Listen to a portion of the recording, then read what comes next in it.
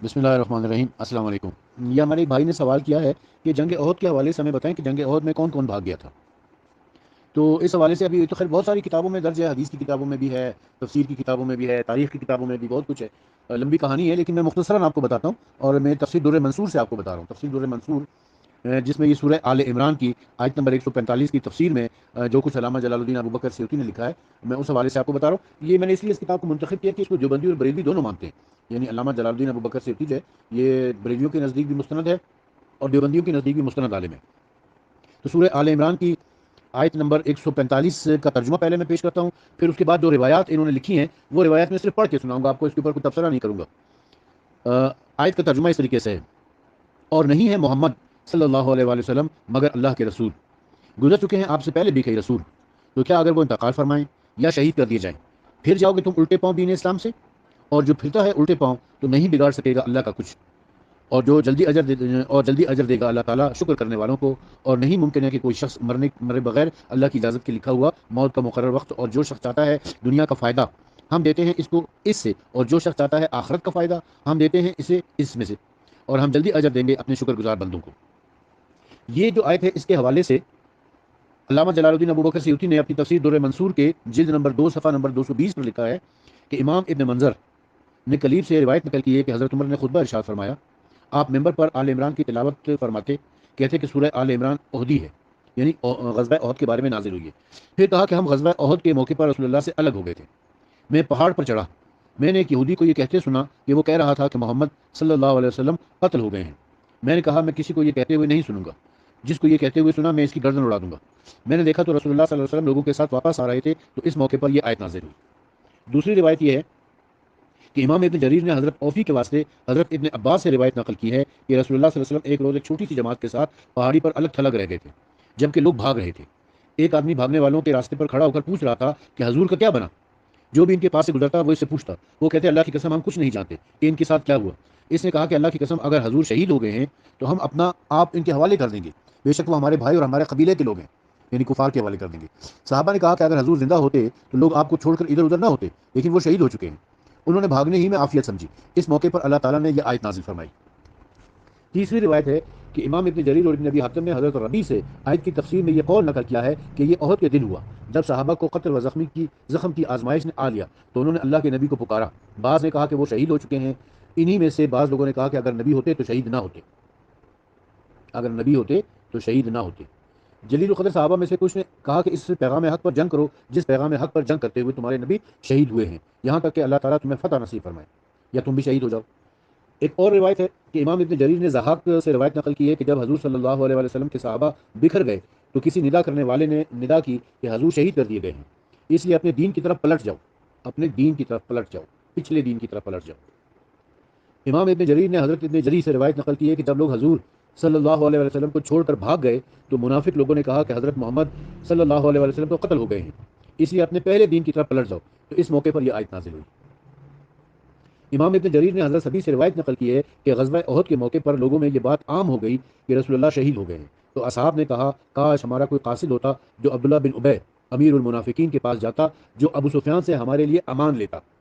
اے میری قوم، حضرت محمد صلی اللہ علیہ وسلم تو قتل ہو چکے ہیں، اپنی قوم کی طرف پلٹ چلو قبل اس کے کہ وہ تمہیں پکڑ لیں اور تمہیں قتل کر دیں۔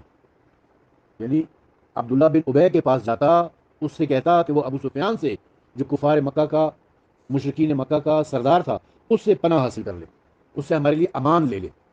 یہ صحابہ کرام نے فرمایا تھا۔ امام ابن جریر نے قاسم بن عبد الرحمن سے روایت نقل کی ہے کہ جو بنی ادیب بنی نجار سے تعلق رکھتا تھا کہ انس بن نظر حضرت عمر حضرت علی اور چند دیگر انصار و مہاجرین تک پہنچے جبکہ انہوں نے جنگ کرنا ترک کر دی تھی۔ پوچھا تم کیوں بیٹھ گئے ہو؟ صحابہ نے کہا کہ حضور شہید ہو گئے، تو انہوں نے کہا کہ تم آپ کے بعد زندگی سے کیا کرو گے؟ اللہ اور اس کی مقصد کے لیے مر جاؤ جس مقصد کے لیے حضور شہید ہوئے۔ پھر وہ دشمنوں کی طرف چلے گئے، جنگ کرتے رہے یہاں تک کہ شہید ہو گئے۔ امام عبد بن حمید اور ابن منظر نے حضرت عطیہ اوفی سے روایت نقل کی ہے کہ جب غزوہ احد ہوا تو مسلمان بھاگ کھڑے ہوئے۔ بعض لوگوں نے کہا کہ اگر حضرت محمد صلی اللہ علیہ وسلم شہید ہو گئے ہیں تو اپنے آپ کو ان کفار کے حوالے کر دو، بے شک وہ بھی تمہارے بھائی ہیں۔ ایک اور روایت میں ہے کہ امام بخاری امام نسائی نے زہری سے وہ ابو سلمہ سے اور وہ حضرت عائشہ سے روایت کرتے ہیں کہ حضرت ابو بکر اپنے مسکن سخت یعنی وہ جگہ کا نام ہے سے گھوڑے پر آئے، گھوڑے سے نیچے اترے، مسجد میں داخل ہوئے، کسی نے گفتگو نہ کی یہاں تک کہ حضرت عائشہ کے پاس گئے۔ ایک اور روایت میں ہے کہ امام بیقی نے دلائل میں حضرت عروہ سے روایت نقل کی ہے کہ جب حضور کا وصال ہوا، حضرت عمر کھڑے ہو گئے اور ان لوگوں کو قتل اور عزا کاٹ دینے کی دھمکیاں دینے لگے جس نے بھی یہ کہا کہ حضور کا وصال ہو گئے ہیں۔ حضرت ابو بکر ممبر کے پاس تشریف لائے، کہا کہ اللہ تعالیٰ نے اپنے نبی کو خبر دی کہ جب حضور تمہارے درمیان تھے اور تمہیں بھی خبر دی کہ وہ موت ہے، اللہ تعالیٰ کی ذات کے علاوہ کوئی باقی رہنے والا نہیں ہے۔ پھر ان آیات کی تلاوت کی۔ حضرت عمر نے کہا کہ یہ آیت قرآن میں موجود ہے، اللہ کی قسم مجھے پتہ ہی نہ تھا کہ یہ آیت پہلے نازل ہوئی ہے۔ حضرت ابو بکر نے فرمایا اللہ تعالیٰ حضور کے بارے میں فرماتا ہے، پھر اسی آیت کی تلاوت فرمائی آپ نے۔ امام ابن منظر، ابن ابی حاتم طبرانی اور حاکم نے حضرت ابن عباس سے روایت نقل کی کہ حضرت علی شیر خدا حضور اکرم صلی اللہ علیہ وسلم کی ظاہری زندگی میں کہا کرتے تھے کہ اللہ تعالیٰ فرماتا ہے کہ اللہ کی قسم ہم ایڑیوں کے بل نہیں، اللہ تعالیٰ فرماتا ہے کہ اگر رسول اللہ صلی اللہ علیہ وسلم قتل کر دیے جائیں یا اپنی موت مر جائیں تو کیا تم الٹے قدم و دین سے پھر جاؤ گے؟ تو حضرت علی علیہ السلام فرماتے ہیں کہ اللہ کی قسم ہم ایڑیوں کے بل نہیں پلٹ جائیں گے جبکہ اللہ تعالیٰ ہمیں ہدایت عطا فرما چکا ہے۔ اللہ کی قسم اگر حضور کا وصال ہو گیا یا آپ شہید کر دیے گئے تو میں بھی اسی دن کے لیے جنگ کرتا رہوں گا جس دن کے لیے حضور جنگ کرتے رہے۔ اب سورہ آل عمران کی آیت نمبر 152 کی تفسیر میں علامہ جلال الدین ابو بکر سیوطی نے لکھا ہے کہ امام احمد، امام بخاری، امام مسلم، امام نسائی، ابن جریر، ابن منظر اور بیہقی نے دلائل میں حضرت برہ بن عازب سے روایت نقل کی ہے کہ غزوہ احد کے موقع پر حضور صلی اللہ علیہ وآلہ وسلم نے تیر اندازوں پر حضرت عبداللہ بن جبیر رضی اللہ تعالیٰ عنہ کو امیر مقرر کیا تھا، جبکہ ان میں مجاہدین کی تعداد 50 تھی۔ انہیں ایک جگہ پر بٹھا فرمایا کہ اگر تم یہ دیکھو کہ ہمیں پرندے اچک کر لے جا رہے ہیں تب بھی اپنی جگہ سے نہ ہلنا یہاں تک کہ میں تمہیں پیغام بھیجوں۔ صحابہ نے کفار کو بھگا دیا۔ حضرت عبداللہ نے کہا اللہ کی قسم میں نے عورتوں کو دیکھا کہ وہ پہاڑوں پر بھاگ رہی تھیں، انہوں نے کپڑے اٹھائے ہوئے ہیں، ان کی پنڈلیاں اور پازیب ننگے ہیں۔ حضرت عبداللہ کے ساتھیوں نے کہا غنیمت سمیٹو، اے لوگو غنیمت سمیٹو، تمہارے ساتھی غالب آ چکے ہیں، کیا تم دیکھتے نہیں؟ حضرت عبداللہ بن جبیر نے انہیں کہا کیا وہ بات تم بھول گئے ہو جو رسول اللہ صلی اللہ علیہ وسلم نے تم سے فرمائی تھی؟ آپ کے ساتھیوں نے کہا اللہ کی قسم ہم ساتھیوں کے پاس جائیں گے اور مال غنیمت میں سے حصہ لیں گے۔ جب صحابہ کے پاس پہنچے تو ان کو پھیر دیا گیا اور وہ شکست خوردہ ہو کر آئے۔ یہی وہ لوگ تھے جنہیں رسول اللہ پکار رہے تھے جبکہ رسول اللہ کے ساتھ صرف 12 صحابہ رہ گئے تھے۔ اس موقع پر ہمارے 70 ساتھی شہید ہوئے جبکہ غزوہ بدر میں مشرکوں نے 140 ساتھی حضور اور آپ کے صحابہ کے ہاتھ آئے تھے، 70 گرفتار ہوئے تھے اور 70 قتل ہوئے تھے۔ ایک اور روایت اسی تفسیر کے حوالے سے امام بیقی نے دلائل میں حضرت جابر بن عبداللہ سے روایت نقل کی ہے کہ غزوہ احد کے موقع پر لوگ حضور صلی اللہ علیہ وسلم کو چھوڑ گئے، انصار میں سے 11 آدمی آپ کے ساتھ تھے، حضرت طلحہ بن عبداللہ بھی ان میں سے تھے۔ آپ پہاڑ میں اوپر چڑھ رہے تھے کہ مشرکوں نے ان سب کو آ لیا۔ حضور نے فرمایا کیا ان کا مقابلہ کرنے کے لیے کوئی بھی نہیں ہے؟ اسی آیت کی تفسیر میں صفحہ نمبر 236 کے پر حسن بصری فرماتے ہیں کہ رسول اللہ صلی اللہ علیہ وسلم کے ساتھ تھے کہ اللہ کی راہ میں مصروف جہاد رہتے، اللہ تعالیٰ کے لیے غضبناک تھے، اللہ تعالیٰ کے دشمنوں سے جہاد کرتے، انہیں ایک چیز سے منع کیا انہوں نے اسے ضائع کر دیا۔ اللہ کی قسم انہوں نے اس حکم کو ترک نہ کیا مگر انہیں اس غم میں مبتلا کیا گیا کہ ان میں سے 70 آدمی شہید ہو گئے۔ رسول اللہ کے چچا حضرت حمزہ بھی شہید ہوئے، آپ کے 4 دانت ٹوٹ گئے، آپ کا چہرہ مبارک زخمی ہو گیا تھا۔ آیت نمبر 153 کی تفسیر میں جلال الدین ابو بکر سیوطی نے لکھا ہے کہ امام ابن منظر نے حضرت عطیہ اوفی سے روایت نقل کی ہے کہ جب غزوہ احد کا موقع تھا لوگ بھاگ گئے تھے اور پہاڑوں پر چڑھ گئے تھے جبکہ رسول اللہ انہیں پیچھے سے بلا رہے تھے۔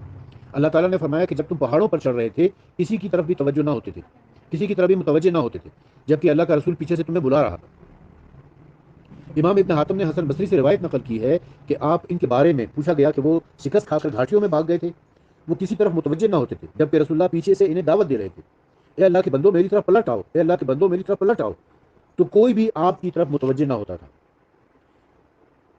حضرت قتادہ سے اس کی تفسیر میں نقل ہے کہ انہوں نے فرمایا وہ احد کا واقعہ تھا، احد کا دن تھا کہ جب لوگ جنگ سے بھاگ کر وادیوں میں اوپر چڑھ گئے تھے جبکہ اللہ کا نبی انہیں پیچھے سے بلا رہے تھے، اے اللہ کے بندوں میری طرف آؤ، اے اللہ کے بندوں میری طرف آؤ، مگر کوئی آپ کی طرف متوجہ نہیں ہوتا تھا۔ مجاہد نے اسی آیت کی تفسیر میں نقل کی ہے کہ پہلی دفعہ بھاگنے کے بعد دوبارہ بھاگے، یہ اس وقت ہوا کہ جب انہوں نے یہ آواز سنی کہ حضرت محمد صلی اللہ علیہ وسلم شہید ہو گئے ہیں۔ کفار لوٹ آئے، انہوں نے مسلمانوں کو بھاگتے ہوئے مارا یہاں تک کہ ان میں سے 70 آدمی شہید ہو گئے۔ پھر صحابہ حضور کی طرف سمٹ گئے، وہ پہاڑ پر چڑھ رہے تھے جبکہ رسول اللہ انہیں پیچھے سے بلا رہے تھے۔ آیت نمبر 155 آیت نمبر 155 کی تفسیر میں علامہ جلال الدین ابو بکر سیوطی نے روایت نقل کی ہے کہ امام ابن جریر نے، یہ بہت غور طلب روایت ہے، بہت توجہ سے سننا ہے آپ نے اس کو، امام ابن جریر نے کلیب سے روایت نقل کی ہے کہ حضرت عمر نے یوم جمعہ کو خطبہ ارشاد فرمایا اور آل عمران کی تلاوت کی۔ خطبے کے وقت اس سورت کی تلاوت آپ کو اچھی لگتی تھی۔ جب آپ نے یہ آیت تلاوت فرمایا جب غزوہ احد ہوا جب غزوہ احد ہوا تو ہم بھاگ گئے. حضرت عمر کہہ رہے ہیں کہ جب غزوہ احد ہوا تو ہم بھاگ گئے. میں بھی بھاگ گیا اور پہاڑ پر چڑھ گیا. میں اپنے آپ کو یوں چھلانگے مارتا ہوا دیکھتا گویا میں پہاڑی بکرا ہوں. لوگ کہہ رہے تھے حضرت محمد کو شہید کر دیا گیا ہے. میں نے کہا میں جس آدمی کو یہ کہتے ہوئے پاؤں گا حضرت محمد قتل کر دیے گئے ہیں تو میں اسے مار ڈالوں گا. تو یہ مکمل آیت نازل ہوئی. میں یہ روایت دوبارہ پڑھ دیتا ہوں, شاید میں پہلے صحیح نہیں پڑھ سکا. امام ابن جریر نے کلیب سے روایت نقل کی ہے کہ حضرت عمر نے یوم جمعہ کو خطبہ ارشاد فرمایا اور آل عمران کی تلاوت کی. خطبے کے وقت اس سورہ کی تلاوت آپ کو اچھی لگتی تھی. جب آپ اس آیت پر پہنچے تو فرمایا جب غزوہ احد ہوا تو ہم بھاگ گئے. میں بھی بھاگ گیا اور پہاڑ پر چڑھ گیا. میں اپنے آپ کو یوں چھلانگے مارتا ہوا دیکھتا گویا میں پہاڑی بکرا ہوں. لوگ کہہ رہے ہیں کہ حضرت محمد کو شہید کر دیا گیا ہے.